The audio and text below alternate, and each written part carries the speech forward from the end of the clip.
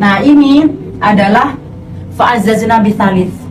Utusan ketiga. Utusan ketiga. Namanya Sam'un As-Sofa. Kalau orang Turki bilangnya Sam'un Sofa. Kalau orang ajaran Kristen itu bilangnya Simon. Simon. Oh, Simon. Simon Okay. tulisannya. Dia juga punya nama lain namanya Petrus. Petrus. Dia juga punya nama lain namanya Pierre. Pierre. Nah, seperti itu.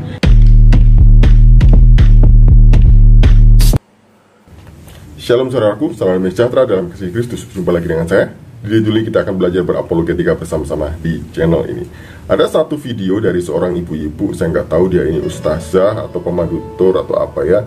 Dia menunjukkan satu makam yang kemudian dia mengatakan bahwa ini adalah makam dari Simon Petrus. Dan Simon Petrus ini makamnya ada di Antioquia. Nah, betulkah Simon Petrus itu makamnya ada di Antioquia seperti yang ibu ini sampaikan? Sebelumnya mari kita bersama-sama melihat video berikut ini. Jadi di dalam gua itu ada gua. Dalam gua ada gua. Oke. Bismillah. Nah, ini adalah fa'azzazna bitsalits. Utusan ketiga. Utusan ketiga. Namanya Sam'un As-Sofa. Kalau orang Turki bilangnya Sam'un Sofa. Kalau orang ajaran Kristen itu bilangnya Simon. Simon. Oh, Simon. Simon Okay. tulisannya. Dia juga punya nama lain namanya Petrus. Petrus. Dia juga punya nama lain namanya Pierre. Pierre. Nah, seperti itu. Nah, setelah mendengar Nabi Isa itu mendengar bahwa dua utusan yang sebelumnya itu masuk penjara, akhirnya Nabi Isa itu mengirimkan utusan yang ketiga untuk membebaskan kedua temannya dari penjara dan juga sekaligus berdakwah gitu, karena yang pertama kan sudah dianggap gagal. Nah, Sam'un Sofa ini BTW dia adalah pemimpin dari Hawariyun. Jadi kan Hawariyun itu 12 orang. Pasti ada pemimpinnya dong setiap kelompok. Nah, ini adalah pemimpinnya. Berangkatlah si Sam'un ini ke negeri Antakya. Cuman dia ini orangnya pinter gitu loh. Nah, jadi yang pertama kali dia lakukan adalah bukan langsung berdakwah. Dia PDKT dulu sama rajanya, sama Raja Itychos. Jadi dia PDKT, kenalan, terus nyari-nyari simpati gitu. Terus sampai akhirnya mereka mulai dekat gitu, sampai akhirnya Sam'un Sofa ini diangkat menjadi orang kepercayaan. Nah, setelah bertahun-tahun kemudian Sam'un Sofa ini mulai berani menjalankan visi misinya yang sesungguhnya, karena dia kan visi misinya memang mau membebaskan kedua temannya. Nah, suatu hari dia bilang ke raja gini, "Wahai raja, aku mendengar bahwa ada dua orang yang dipenjara tanpa tanpa Anda itu mendengarkan dulu keterangan mereka gitu. Kenapa itu gitu? Cobalah kalian kamu ini rajanya maksudnya dengarkan dulu Tanpa diadili udah dijebloskan aja gitu. Nggak, tanpa dihakimi, nggak disidang, nggak di ini, itu langsung jeblos aja gitu. Coba gitu. Akhirnya dirayu-rayu sama Sam'un Sofa, akhirnya raja mengiyakan. Akhirnya dikeluarkanlah si dua utusan itu dari penjara. Terus akhirnya tanya-tanyain, kamu ini apa, kenapa, tujuannya mau kesini ini apa gitu. Terus dia tuh bilang bahwa kami ini adalah utusan Allah, utusan Nabi Isa gitu ya. Kami diajak, kami ini disuruh, diperintah untuk berdakwah, mendakwakan tauhid, menyembah Allah, seperti itu. Nah, terus apa buktinya kalau kamu ini utusan? Terus mereka menjawab, saya ini atas izin Allah ya bisa menyembuhkan orang yang sakit dan menghidupkan orang yang mati, seperti itu. Nah, akhirnya kebetulan di Antakya itu baru ada orang yang meninggal, baru dapat 7 hari dan belum sempat dikuburkan.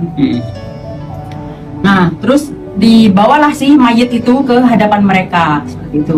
Nah, kemudian coba ini dihidupkan gitu, kalau kamu memang bisa. Akhirnya dua utusan tadi itu mengangkat tangannya seraya berdoa dengan suara yang keras. Ya Allah, bla bla bla bla bla gitu, berdoa, intinya hidupkanlah orang ini gitu. Nah, si Sam'un Sofa ini juga ikut berdoa, tapi dia di dalam hati diam-diam dengan siron gitu. Jadi berdoa tapi diam-diam. Nah, akhirnya dengan izin Allah orang mayat itu terus hidup. Setelah mayat itu hidup, tiba-tiba dia itu memberikan kesaksian bahwa aku itu benar-benar melihat orang-orang yang disiksa, mereka itu orang yang tidak beriman. Aku itu benar-benar melihat bahwa manusia itu memang akan dibangkitkan, akan diadili hari kiamat itu hari suri. Pokoknya dia menceritakan kehidupan pengalaman seperti itulah. Sharing pengalaman dia. Sering pengalaman dia, terus dia itu apa? Saya ini benar-benar takut gitu loh. Melihat itu semua saya benar-benar takut dan saya beriman kepada 3 utusan ini. Gitu lah, orang-orang kaget kok 3 utusan, ini kan cuma 2 utusannya. Lah terus si mayit ngomong, lah ini satu lagi. Nah akhirnya ketahuan lah si Samun Safa ini, oh ternyata kamu ini sekongkol sama yang 2 ini, ternyata kalian itu teman sekongkol. Akhirnya ketahuan gara-gara si bacotnya si mayit yang tidak bisa dijaga gitu.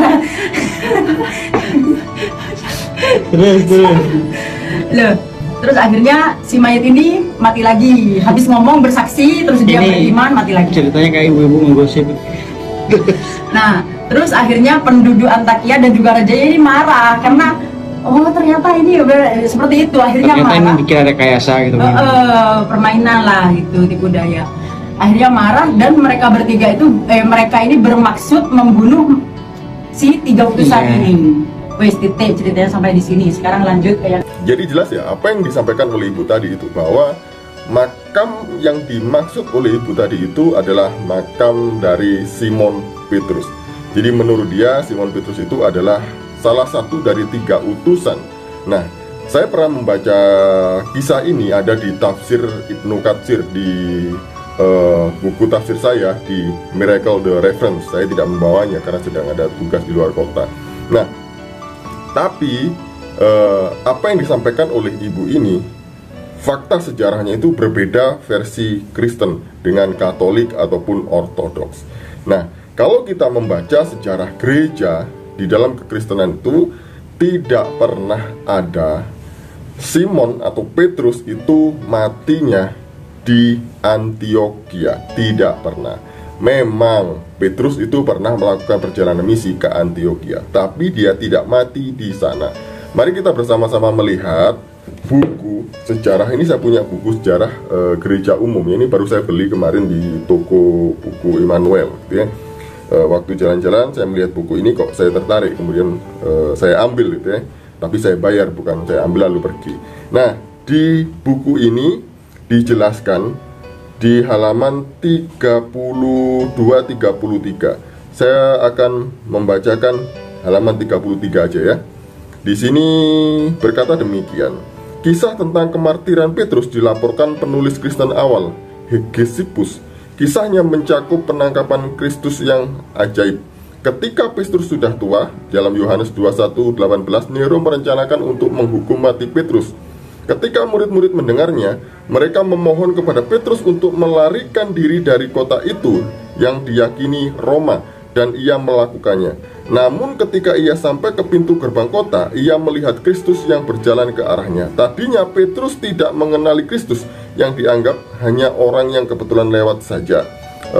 F.D. Wellum menulis percakapan Petrus dan lelaki itu yang nantinya dikenakan adalah Yesus sendiri, ya. Ini ada percakapannya, kemudian di bawahnya, kemudian Petrus kembali ke kota dan dengan sukacita menjalani hukuman matinya. Pada waktu ia disalibkan, Petrus berkata kepada orang-orang di sekelilingnya, janganlah bersedih, melainkan bersukacitalah, karena hari ini aku menerima hasil pekerjaanku. Kemudian Petrus berdoa dan menyerahkan nyawanya kepada Allah. Petrus mati sekitar tahun 64. Marcelus, seorang yang terkenal, mengambil jenazah Petrus dan dengan sembunyi-sembunyi menaruhnya di sebuah katakombe di Via Appian bersama-sama dengan jenazah Paulus.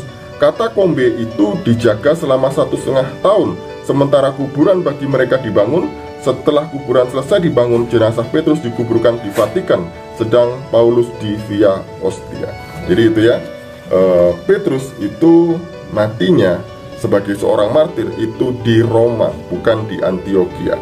Dan sekarang kuburan Rasul Petrus itu ada di Vatikan. Maka di sana ada Basilika Santo Petrus. Itu menurut sejarah memang begitu, ya.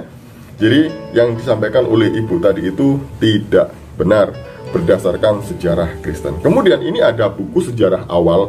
Ini buku sejarah gereja yang paling tua, Ante Nicene Fater. Ini tulisan para rasul dan juga bapak-bapak gereja.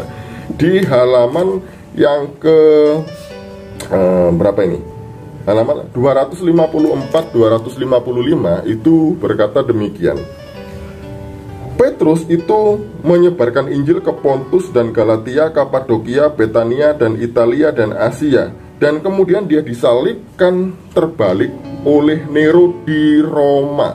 Nah, di sini dikatakan bahwa Petrus menurut Hippolytus itu adalah muridnya Irenaeus.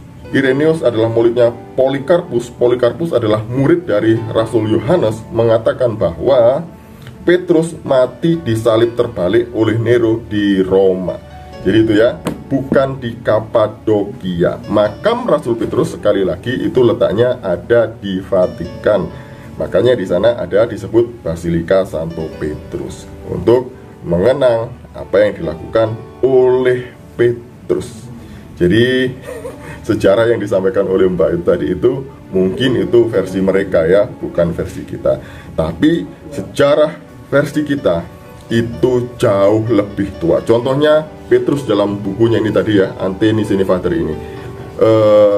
Bukan Petrus, Hippolytus dalam bukunya Ante Nicene Fader tadi itu menulis sejarah ini pada abad kedua, ketiga. Jadi jauh sebelum orang-orang ini membuat sejarah bahwa sejarahnya seperti itu. Jadi ini yang benar. Sekian dari saya. Shalom, salam waras, Tuhan Yesus memberkati.